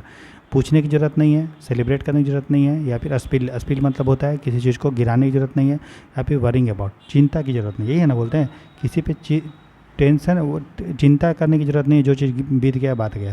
तो 19 का आंसर क्या होगा? Option A. तो इसको भी आपको ध्यान रखना है, ये सब जीवन में बहुत इंपॉर्टेंट है कि जो चीज़ बीत जाता है, ठीक है, तो उसके पीछे कोई उसको पकड़ के रोने की ज़रूरत नहीं है, ठीक है। आप अपना आगे देखिए, पढ़ाई कीजिए, आगे बढ़िए जीवन में, ठीक है। No meaning to cry over the, जो प्रेजेंट में उसके साथ रहो अच्छे से, जो भी पास्ट हो गया उसको ख़त्म करो। No meaning to cry over the spilt milk. No use of worrying about, इसका मतलब होता है बीती बात पर पछताना बेकार है, ठीक है। Useless to regret what is already done. बहुत लोग का होता है कि पास्ट वाला चीज़ को याद कर करके पगलाते रहते हैं और अपने टेंशन में रहता है। अरे भाई जो बीत गया ख़त्म करो बात, है ना, आगे बढ़िए लाइफ में। आपको जिस इंसान, जो आप सोच रहे हैं, आपको किसी चीज़ से परेशानी ना हो, बस आप अपना ध्यान रखिए, ठीक है। आप किसी भी चीज़ चिंता पकड़ के, कोई फैमिली मैटर या किसी का कोई रिलेशनशिप का मैटर को याद करके खुद को तकलीफ़ मत दीजिए, ठीक है। आप खुश रहिए, आप देखिएगा लाइफ में बहुत आगे निकल जाइएगा, ठीक है। कोई चीज़ को अगर पकड़ के रखेंगे जो पास्ट का चीज़ है, ठीक है, तो मान लीजिए कोई बुरा चीज़ है या कोई अच्छा चीज़ हो, तो होल्ड करके मत रखिए, ठीक है। आगे बढ़िए, आगे लाइफ में, ठीक है, पढ़िए, आगे बढ़िए, अच्छा काम कीजिए, अच्छा लोगों का सर्विस कीजिए, सर्विस मतलब आप अपना पढ़ाई कर लीजिए, बाकी सब सर्विस अपने आप हो जाएगा। आपका जो मेन काम है वो पढ़ाई करना है, ठीक है। मन लगा के पढ़िए, ईमानदारी से पढ़िए और खुश होकर पढ़िए, कॉन्फिडेंस के साथ पढ़िए, ठीक है, जिस तरह हम आपको पढ़ाते हैं। तो मेरे आवाज़ में कभी भी आपको लगता है क्या कि हम डीमोटिवेटेड हैं या फिर डिप्रेशन या टेंशन कुछ इस तरह लगता है? आज तक नहीं लगा होगा। क्यों? क्योंकि मैं हमेशा खुश रहता हूँ। खुश होकर पढ़ेंगे, जल्दी चीज़ें समझ में भी आएगी और आपको कॉन्फिडेंस रहेगा, एग्ज़ाम निकलेगा, ठीक है, और अपने आप जीवन में अच्छे रहेंगे, अच्छे इंसान बनेंगे। तो इसलिए सबसे पहले अपने बारे में सोचिए। एक स्टूडेंट को हमेशा अपनी लाइफ में सेल्फिश होना चाहिए खुद के प्रति। आगे वो अपना सेल्फिश होइए, पढ़िए अच्छे से, मन लगा के, खुद के बारे में सोचिए कि हमको कैसे अच्छे से खाना, अच्छे से रहना है। उसके बाद दुनियादारी का टेंशन बाद में होगा, नेता मंत्री और बाकी चीज़ें, फैमिली और बाकी चीज़ें, है ना। आप अपने बारे में सोचो कि आपको किसी कारण से परेशानी नहीं होना चाहिए। बस आप ये अगर करेंगे, खुश रहेंगे, आपका लाइफ आगे बहुत अच्छा जाएगा और आपको पढ़ने में भी मन लगेगा। बाकी चीज़ों के से आपको कोई मतलब नहीं होना चाहिए।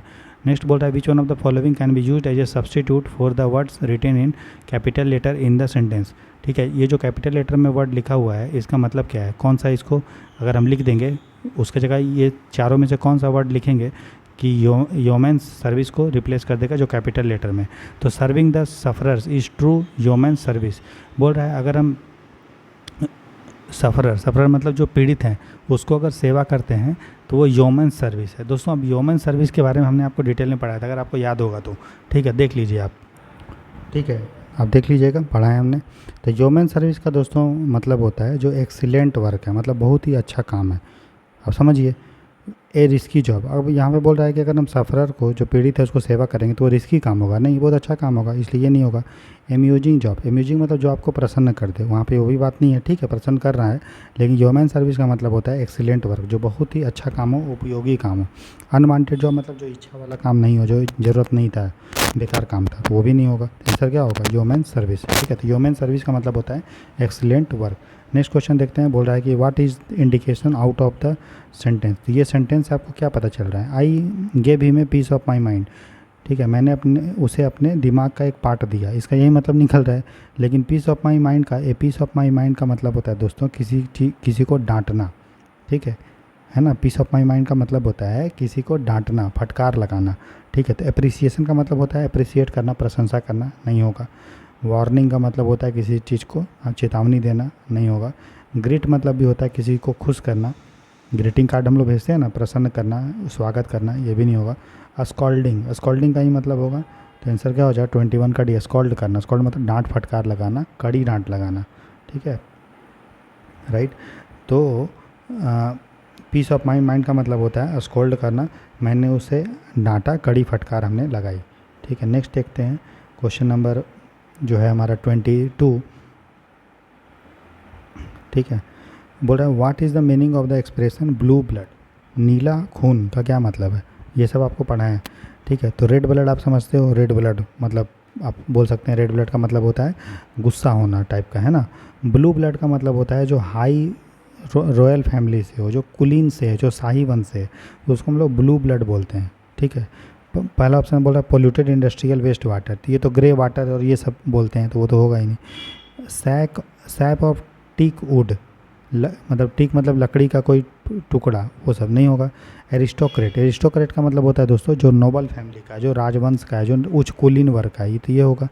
कॉस्टली सब्जेक्ट का नहीं मतलब होता, कॉस्टली मतलब एक्स्ट्रा वैगेंट हम समझते हैं या कॉस्टली टाइप का, वो नहीं होगा। 22 का आंसर होगा सी। तो ब्लू ब्लड का जो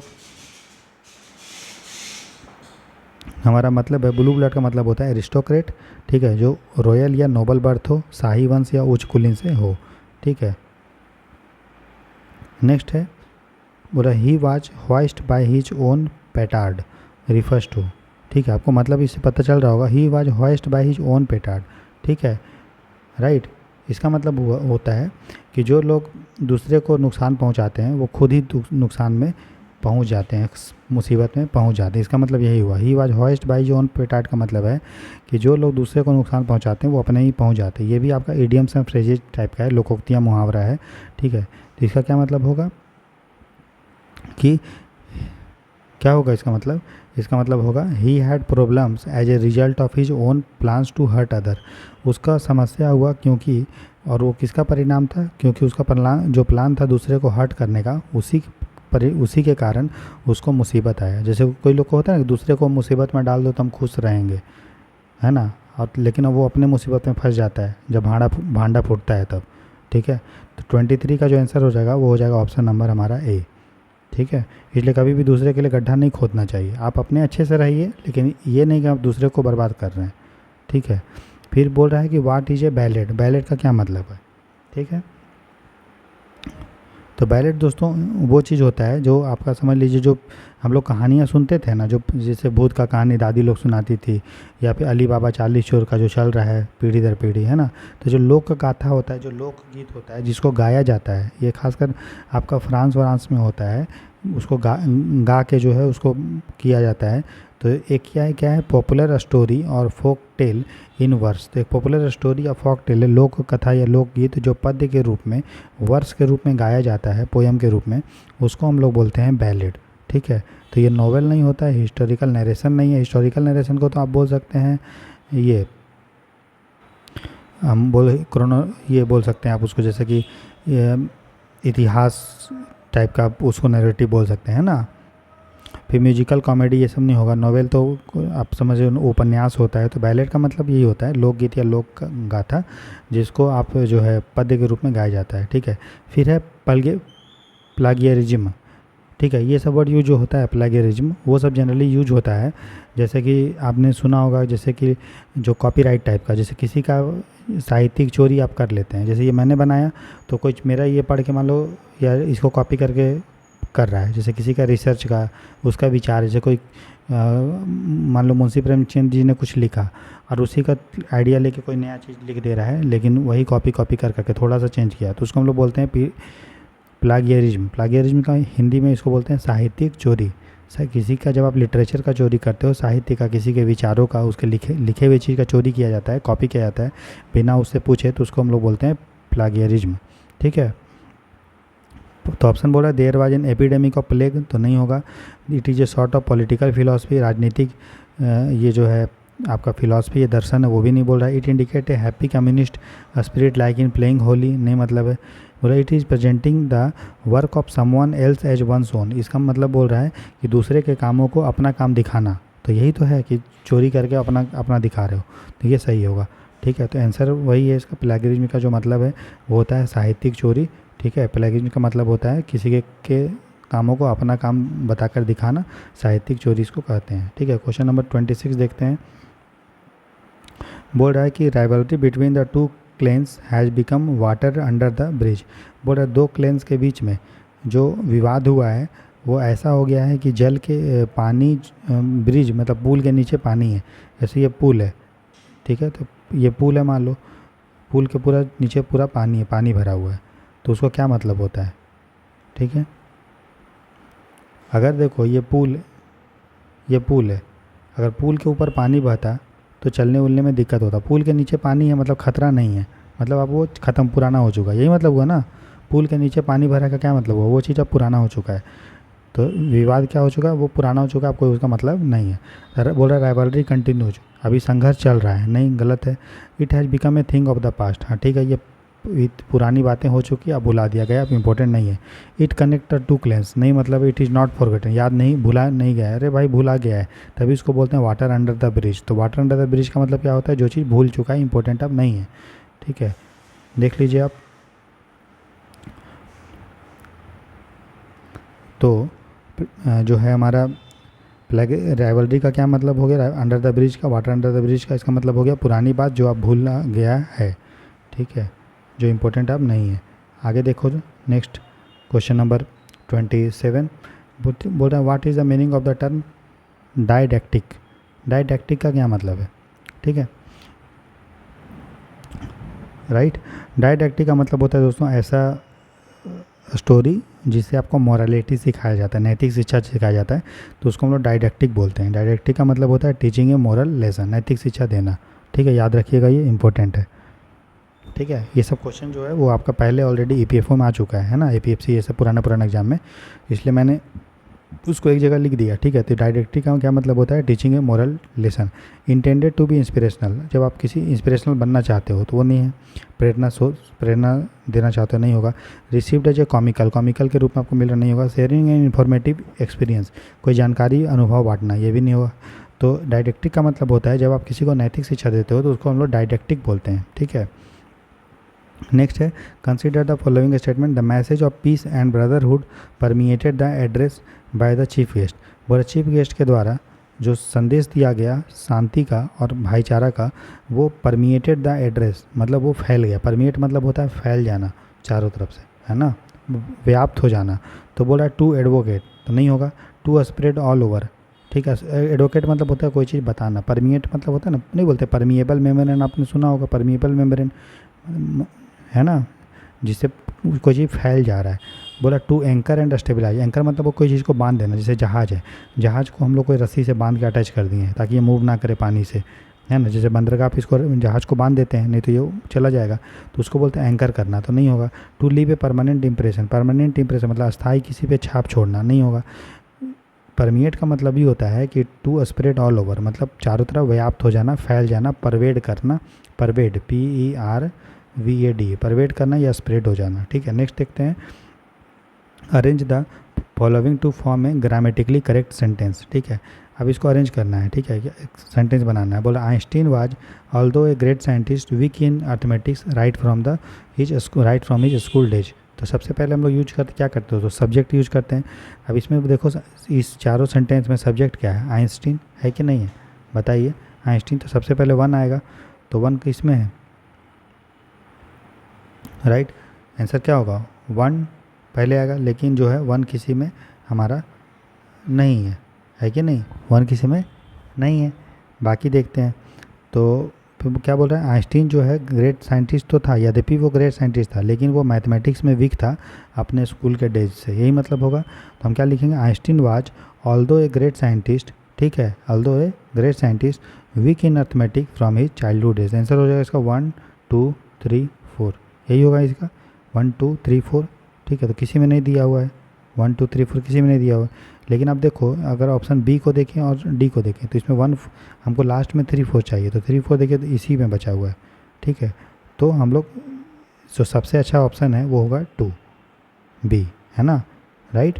अब ऐसे भी लिख सकते हो although a great scientist Einstein was, नहीं अब पूरा गलत हो जाएगा, ये भी नहीं हो सकता है। अब सिंपल ये इसमें सही दिया ही नहीं है, इस क्वेश्चन को यूपीएससी ने हटा दिया था क्योंकि ये गलत दिया था। हमको लिखना पड़ेगा Einstein was although a great scientist weak in arithmetics right from his school days. अगर मान लीजिए ऑल्दो जो है यहाँ पे लिखा होता तो फिर सही हो जाता, although Einstein was a great scientist, ठीक है। तो लेकिन ऑल्दो इसने सेकंड में लिखा है, इसलिए ये स्टेटमेंट जो है चारों का चारों गलत है। इसका हो जाएगा 1 2 3 4, और ऑल्दो हम यहाँ लिखते हैं तब हम ठीक हो जाता है, फिर तब हो जाता है हमारा although Einstein was a great scientist, ठीक है, राइट। तो या फिर नॉर्मल, इसलिए ये स्टेटमेंट जो है चारों का चारों जो है ये गलत दिया हुआ है ना। नेक्स्ट है बोल रहा है कि choose only such friends comma मतलब dash that you can trust, मतलब उन दोस्तों को चुनो जिसको तुम ट्रस्ट कर सकते हो, जिसको तुम ट्रस्ट कर सकते हो, ठीक है। अब यहाँ पे बोल रहा है कि किस पार्ट में कहाँ पे हमारा गलती है, क्या हमको चूज ओनली में गलती है, ये एरर बताना है किस में गलती है, क्या सच फ्रेंड्स में गलती है या फिर दैट यू कैन ट्रस्ट में गलती है, या फिर गलती है ही नहीं चारों में, ठीक है। अब देखिए बोल रहा है कि ऐसे दोस्त को चुनो जिसको तुम ट्रस्ट कर सकते हो, है ना, राइट, क्लियर है। अब देखो मैंने वो बताया था पहले भी कि जब भी सच ये सब वर्ड यूज होता है तो सच के बाद हमेशा जो है दैट फैट यूज नहीं होता है, ठीक है, क्या यूज होता है एज। तो यहाँ जो दैट है वो गलत है, तो क्या होगा, choose only such friends as you can trust, ठीक है, एज यू कैन ट्रस्ट। तो दैट यू कैन ट्रस्ट नहीं, एज यू कैन ट्रस्ट, इसलिए ये वाला जो है गलत है। तो ऑप्शन जो है गलत किस में है, सी वाले में, ठीक है। नेक्स्ट देखते हैं, बोल रहा है while he was digging sand, हालांकि वह जो है डिग कर रहा था, ठीक है, a large mass fail and buried him completely. तो एक लार्ज मास आया और उसको उसको बरी कर दिया। वो कोई गड्ढा कर रहा था, मिट्टी मतलब बालू खोद रहा था, गड्ढा कर रहा था, एक भारी पत्थर आया, गिरा और उसको पूरा अचानक जो है वो हमारा ढक दिया, ठीक है। तो कहाँ पे बोल रहा है, किस में गलती है, क्या while he was digging sand में गलती है, यहाँ पे गलती है क्या, नहीं। देखिए वाइल भी ठीक है, ही वाज यूज किया, डिगिंग तो भी पास्ट टेंस भी यूज किया है ना। सैंड इसमें कोई गलती नहीं। ए लार्ज मास फेल, इसमें भी गलती नहीं। एंड बरीड हिम कम्प्लीटली, इसमें भी गलती नहीं। तो आंसर क्या होगा, 31 का डी। तो पार्ट बाय पार्ट भी जब आप पढ़ेंगे ना, तो पार्ट बाय पार्ट आपको आसानी से समझ में आ जाता है। जैसे मान लो चूज ओनली, इसमें कोई गलती आपको दिख रहा है नहीं। सच फ्रेंड्स, क्या गलती है, कुछ नहीं गलती है। दैट यू कैन ट्रस्ट, पता चल जाएगा भाई दैट तो यूज नहीं होगा क्योंकि यहाँ पे सच यूज हुआ है, तो ऐसे करके भी बनाया जाता है। नेक्स्ट बोल रहा है, फिर भी आपको एरर वाला ही क्वेश्चन है। The book is well printed, book जो है अच्छा से तरह से प्रिंट है। And attractively bound making all together in attractive volume, और अट्रैक्टिवली मतलब आकर्षक रूप से बाउंड मेकिंग ऑल टुगेदर। अब देखो आपको पढ़ने से पता चल रहा होगा कि देखो कैसे लिखा हुआ है। The book is well printed, यहाँ तक ठीक है, कोई इसमें डाउट नहीं है, ये तो ठीक है। एंड अट्रैक्टिवली बाउंड, ठीक है, एंड अट्रैक्टिवली बाउंड। तो यहाँ पे देखो एंड के पहले आपको नहीं लगता कि यहाँ पे यूज किया जाना चाहिए इज। हम बोलते हैं ना कि द बुक जो है वेल प्रिंटेड है एंड इज अट्रैक्टिवली बाउंड, ऐसे लिखोगे ना।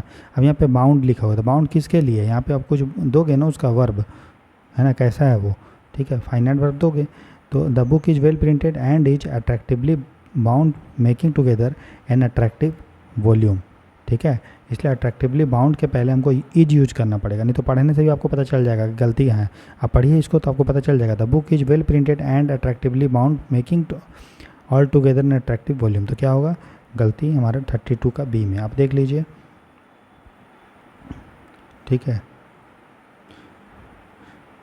तो एक फाइनाइट वर्ब इज हमको यूज करना पड़ेगा अट्रैक्टिवली बाउंड के लिए, ठीक है, बाउंड के पहले। तो यहाँ पे इज लगना चाहिए, तो आंसर जो था वो गलती था हमारा इसी में, ठीक है, इसमें हमारा गलती था इस पोर्शन में। नेक्स्ट देखते हैं क्वेश्चन नंबर 33 बोल रहा है, a little younger to myself if both were devoted to cricket and boating, ठीक है। बोल रहा है a little younger to myself, मतलब मेरे से छोटा है, we both were devoted to cricket and boating, ठीक है, राइट। अब देखो यंगर के बाद हम बोलते हैं यंग, यंगर, यंगेस्ट, है ना। तो यंगर एक जो है दोस्तों कंपैरेटिव डिग्री है, कंपैरेटिव मतलब तुलना हो रहा है। और जब भी कंपैरेटिव होता है तो उसके बाद हम लोग देन यूज करते हैं, जैसे I is no better than, I is no longer than, I is no longer, या I is no superior than, है ना, या फिर I is no longer faster than. तो हमेशा जो यंगर है या मतलब कंपैरेटिव है ना, जैसे हम टॉलर, टॉलेस्ट, टॉलर देन, आप पढ़े होंगे बचपन में लोग पढ़ते हैं। तो ये यंगर के बाद हमेशा जो है मतलब जब सेकंड कंपैरेटिव डिग्री होता है तो हम लोग टू यूज नहीं करते, हम लोग क्या यूज करते हैं, हम लोग यूज करते हैं, जैसे हम लोग जूनियर टू बोल सकते हैं, लेकिन जूनियर जो है वो कंपैरेटिव नहीं है, वो तो एक शब्द ही है हमारा जूनियर। लेकिन यंगर जो है शब्द है वो यंग से बना हुआ है, यंग, यंगर, यंगेस्ट, है ना। तो जूनियर कोई शब्द नहीं, जूनियर बोल सकते हैं, जैसे you are junior to me या I am junior to you, लेकिन जूनियर एक शब्द है ना। जूनियर जो है वो जूनी से नहीं बना हुआ है, जूनी, जूनियर, जूनियरस्ट नहीं होता है, लेकिन यंग, यंगर, यंगेस्ट होता है। तो यंगर क्या है, कंपैरेटिव है, कंपैरेटिव के बाद जो है वो टू यूज नहीं होता है, देन यूज होता है। तो ठीक है, तो गलत किस में है, टू में, इसमें जो है गलती है बी वाले ऑप्शन में, टू माई सेल्फ की जगह होगा देन माई सेल्फ, ठीक है, क्लियर है। नेक्स्ट क्वेश्चन देखते हैं, he had no sooner arrived then he was asked to leave again. अब ये देखो नो सूनर वाला हम लोग पढ़ते हैं, हम आपको बोलते थे इंपॉर्टेंट भी है ये वाला, आप जब पढ़ेंगे प्रीपोजिशन तो आपको दिखेगा वो। He had no sooner then, he had no sooner arrived then he was asked to leave again. तो ये पूरा स्टेटमेंट जो है वो सही है, ठीक है, क्लियर, इसमें कोई भी डाउट नहीं है, ये आपको पता चल जाएगा जब आप प्रीपोजिशन पढ़िएगा, जो हम प्ले लिस्ट दे देंगे तो आप उससे कंप्लीट हो जाएगा। नेक्स्ट क्वेश्चन देखते हैं दोस्तों, बोल रहा है Rajput always fought the last man. तो राजपूत जो है हमेशा लड़ता है dash to the foul last man. तो इसका क्या मतलब हो गया, है ना, तो इसका मतलब हो गया राजपूत जो हमेशा लड़ते थे, कब तक, जब तक पूरा एक एक व्यक्ति जब मर नहीं जाते थे, शहीद नहीं हो जाते थे राजपूत लोग, तब तक जो वो लड़ते रहते थे, ठीक है, क्लियर। तो तो आप पढ़िएगा तो राजपूत ऑलवेज फाउट, राजपूत हमेशा लड़ते थे कब तक, जब तक एक एक व्यक्ति जो है राजपूत फैमिली का शहीद नहीं हो जाता, तब तक वो मतलब योद्धा के रूप में लड़ते रहते थे। तो होगा Rajput always fought to the last man, ये आपका जो है ठीक है। टू द लास्ट मैन का मतलब अंत समय तक होता है, टू द लास्ट मैन मतलब होता है अंत समय तक, ये ईडियम है, लोग मुहावरा लोकोक्तियाँ हैं। टू द लास्ट मैन का मतलब होता है अंतिम समय तक, ठीक है। तो आंसर क्या हो जाएगा, हो जाएगा 35 का आंसर सी, ठीक है। अब यहाँ देखिए ये जो सॉल्यूशन है, ठीक है, इसमें एक्सप्लेनेशन तो ठीक लिखा हुआ है, बस यहाँ पे आप सी लिख दीजिएगा सी, और यहाँ पे आप लिख दीजिएगा 2, ठीक है, बस। बाकी यहाँ पे ठीक लिखा हुआ है टू द लास्ट मैन मतलब अंत समय तक। चलो नेक्स्ट देखते हैं क्वेश्चन नंबर 36। बोल रहा है I have been surfing internet dash that last 2 hour, मैं जो है इंटरनेट को सर्फ कर रहा हूँ 2 घंटों से, पीछे 2 घंटों से। तो जब भी कोई फिक्स समय होता है जैसे 8 बजे से 9 बजे से, तो उस समय हम लोग यूज करते हैं सिंस, ठीक है। लेकिन जब कोई अब 2 घंटा, कौन सा 2 घंटा, क्या अभी कोई फिक्स समय नहीं है ना, अगर बोलता 8 बजे से 9 बजे से, 9 बजे से 2 घंटा, 10 बजे से 2 घंटा, लेकिन मैं 2 घंटा से कर रहा हूँ, कोई फिक्स समय नहीं है।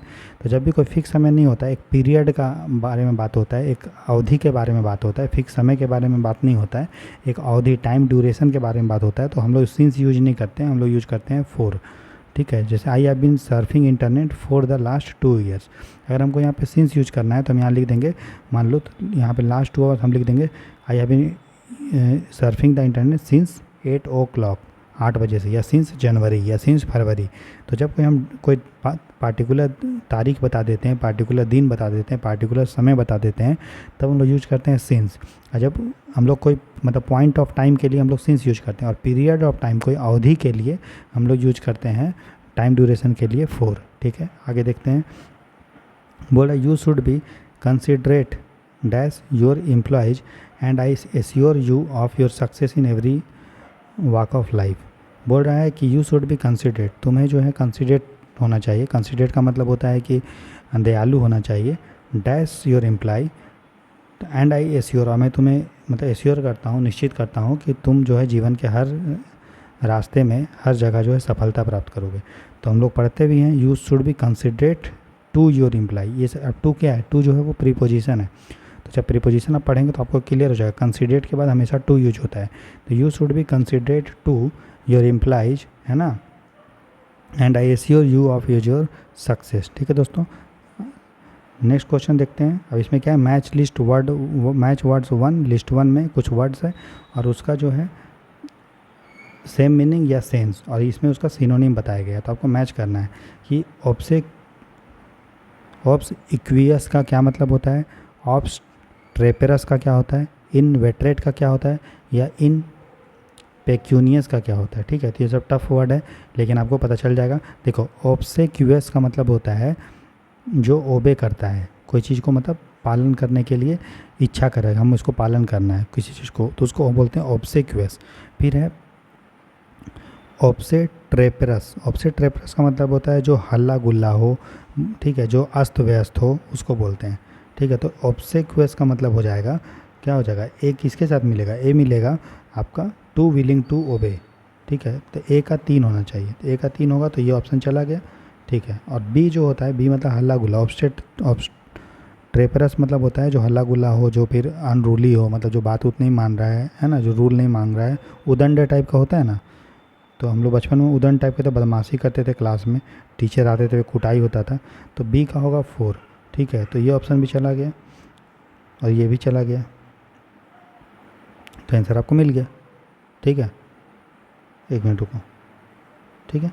तो ए का जो होगा वो होगा आपका तो 3, ए का 3, तो ये ऑप्शन चला गया। और जो बी होगा उसका होगा 4, तो ए का 3, बी का 4, तो ये ऑप्शन चला गया, ठीक है।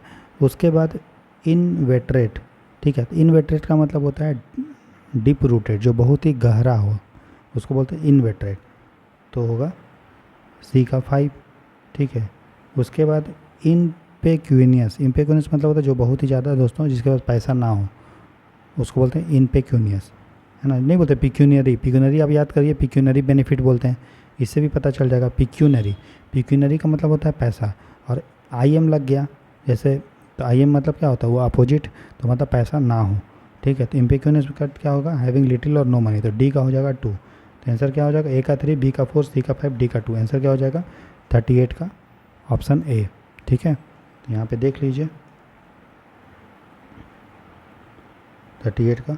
ठीक है, तो ए का 3 हो गया, बी का हो गया 4, सी का 5, डी का 2। आंसर हो जाएगा इसका ऑप्शन नंबर ए। ठीक है, इसको आप ए। ठीक है, चलो आगे देखते हैं। क्वेश्चन नंबर लास्ट है आज का। ठीक है,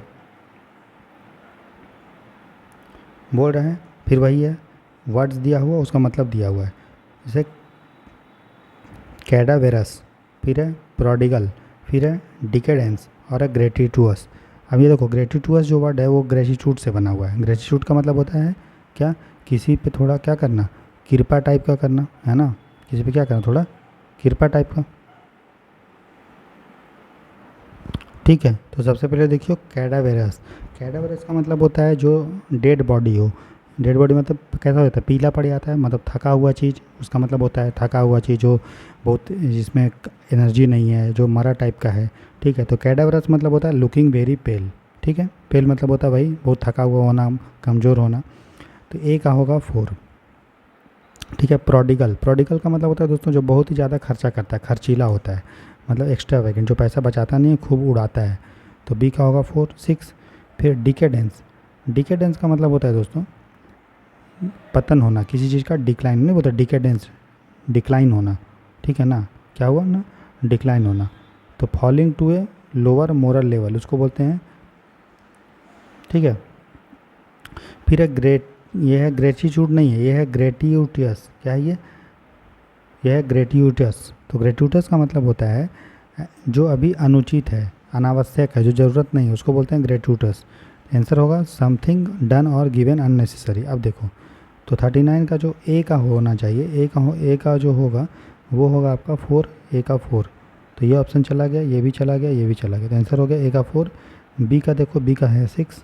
ठीक है, सी का है 1 और डी का है आपका 3। तो यही आंसर हो गया। ठीक है, सी। देखो मैच करने से ये अच्छा होता है कि आपको अगर एक दो को भी पता है तो आपका सॉल्यूशन निकल जाता है दोस्तों। ठीक है, तो आप समझ में आ गया। अब देखिए लास्ट में एक आपका 39 का तो आंसर हमने बता दिया आपको क्या क्या होता है, आप इसी में PDF में लिख लीजिएगा। बाकी एक क्वेश्चन और है। ठीक है, 39 का यहाँ पे एक्सप्लेनेशन हमने नहीं लिखा है, आप इसको देख लीजिएगा। इसको आप 40 क्वेश्चन नंबर 40 देख लीजिएगा। कुछ उसका क्वेश्चन नहीं है, बस उसका सॉल्यूशन डायरेक्ट यहाँ पे है। ठीक है, जैसे पैरोकियल, पैरोकियल का मतलब होता है जिसका विचार नैरो है, जो संकीर्ण दृष्टि का है। ठीक है, फिर है प्रेसिसिएंट, प्रेसिसिएंट का मतलब ऐसा व्यक्ति जिसको फ्यूचर के बारे में सोचता है, वो जो मतलब दूरदृष्टि, उसको बोलते हैं प्रेसिसिएंट। फिर है प्रोफ्लिगेट, प्रोफ्लिगेट मतलब जो बहुत ज़्यादा खर्चीला हो, जैसे प्रोडिगल है ना, एक्स्ट्रावेगेंट जो खर्चा करता है। फिर है डिलेटेंट या डायलेटेंट, इसका मतलब ऐसा व्यक्ति जो अभी एमेट्योर हो, मतलब नौ सीखुआ हो, ऊपर ऊपर जिसको सतही नॉलेज है, डीप नॉलेज नहीं है, उसको बोलते हैं डायलेटेंट। तो ये क्वेश्चन नंबर इसको आप 40 के रूप में ट्रीट कीजिएगा। 39 का आंसर हमने डिटेल में आपको बताया है क्वेश्चन में। ठीक है, तो चलिए इसको अच्छे से थोड़ा करना है ना, और दोबारा PDF को बहुत बार आप रिवाइज कीजिएगा। और जो इस क्लास के कमेंट सेक्शन में आपको जो है प्लेलिस्ट मिल जाएगा। ठीक है, उसको आप जो है बार बार उसको देख के नोट्स बना के उसको कंप्लीट कीजिए। ठीक है, तो इससे आपका इंग्लिश का जो 20 क्वेश्चन आता है वो आसानी से आपका दोस्तों कंप्लीट हो जाएगा। ठीक है, चलिए मिलते हैं कल 10 बजे। अपना तब तक ख्याल रखिए, खुश रहिए, मस्त रहिए। और जो लोग चैनल पर नए हैं वो लाइक शेयर सब्सक्राइब दोस्तों ज़रूर कीजिए। ठीक है, बहुत सारे बच्चे बोलते हैं सर मुझे वीडियो का कमेंट सेक्शन जो है नोटिफिकेशन नहीं आता है। ठीक है, तो कैसे नोटिफिकेशन आएगा, आप चैनल को ना तो लाइक किए हैं ना सब्सक्राइब किए हैं। ठीक है, तो आपको पैसा तो लग नहीं रहा है कि भाई हम आपसे 200 500 1000 रुपये ले रहे हैं कि जीरो आई चैनल पे सब चीज़ फ्री ऑफ कॉस्ट है। तो आप इस चैनल को सपोर्ट तो कर सकते हैं ना, जो भी आपके दोस्त हैं, जो आपके फैमिली में हैं, सबके मोबाइल से आप इस चैनल को सब्सक्राइब कीजिए। उसमें पैसा तो नहीं लग रहा है दोस्तों, 2 4 5 मिनट के लिए अगर हम आपके लिए डेली 1 1.5 घंटा निकाल रहे हैं। ठीक है, जॉब करने के बावजूद आपको टाइम दे रहे हैं हम। ठीक है, ऑफिस से आने के बाद जो है रेस्ट करने के बाद थोड़ा देर फिर आपके लिए लेक्चर रिकॉर्ड करते हैं, कंटेंट को तैयार करते हैं, इसमें टाइम लगता है। तो आपका भी ये ड्यूटी होना चाहिए कि आप इस चैनल को एक सपोर्ट दीजिए, एक प्यार दीजिए। और अपने जितने भी आपके जो हैं फैमिली में मोबाइल फ़ोन है, ठीक है, या फिर दोस्त के पास है, या फिर जो भी आपके रिलेटिव हैं, उसको इस चैनल के बारे में बताइए, सब्सक्राइब कीजिए। ठीक है, ताकि सभी लोग पढ़ें और आगे बढ़ें। ठीक है, यही हमारा जीरो आई चैनल को स्टार्ट करने का उद्देश्य था दोस्तों। ठीक है, तो चलिए कल मिलते हैं, तब तक अपना ख्याल रखिए। God bless you, good night, take care दोस्तों, मिलते हैं कल, बाय बाय।